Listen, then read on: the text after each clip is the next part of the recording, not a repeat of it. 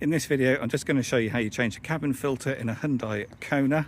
In this case this is a 2021 electric model, and on the Hyundai and Kia cars this is a really simple job to do. They don't bury the cabin filter behind the dashboard like other manufacturers do. They simply put it behind the glove box, so it's nice and easy to do. So first you need to empty the glove box, and then either side you've got these bump stops, so it's half a turn anti-clockwise and you remove these from both sides, and then when you've done that the glove box will naturally fall down, and that's all you need to do. And then under here is the cover you need to remove to get access to the cabin filter, so it's really easy on Hyundai and Kia cars. This end you just squeeze these two tabs together and then lever it out, and the other end it just hooks in, so you just squeeze those two together and then pull that out, and then there's the cabin filter. Take note of the airflow, it's got arrows and the air's coming in from the top going down through the heater matrix at the bottom, and that's your cabin filter.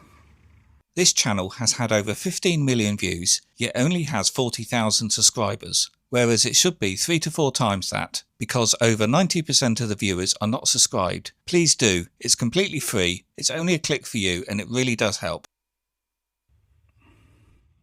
So the original Hyundai Kia part number is 97133/F2200.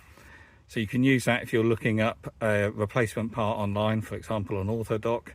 I'll also put the sizes of this in the video description, so you can make sure that the cabin filter you're buying is the correct one.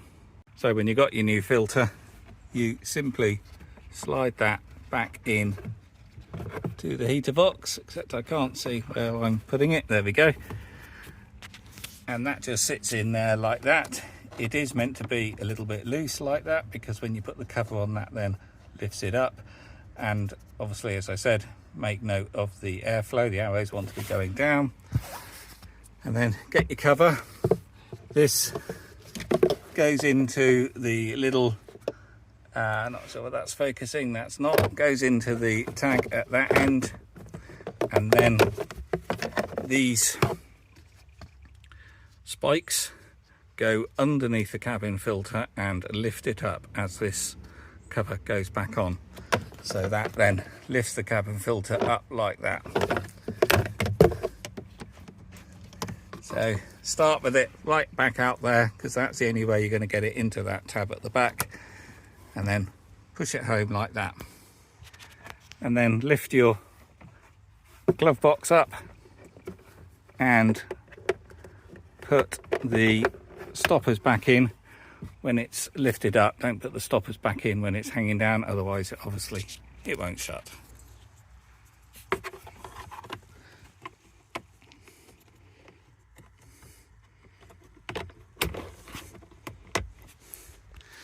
And then put your manuals and your junk back in the glove box, and that's the job done.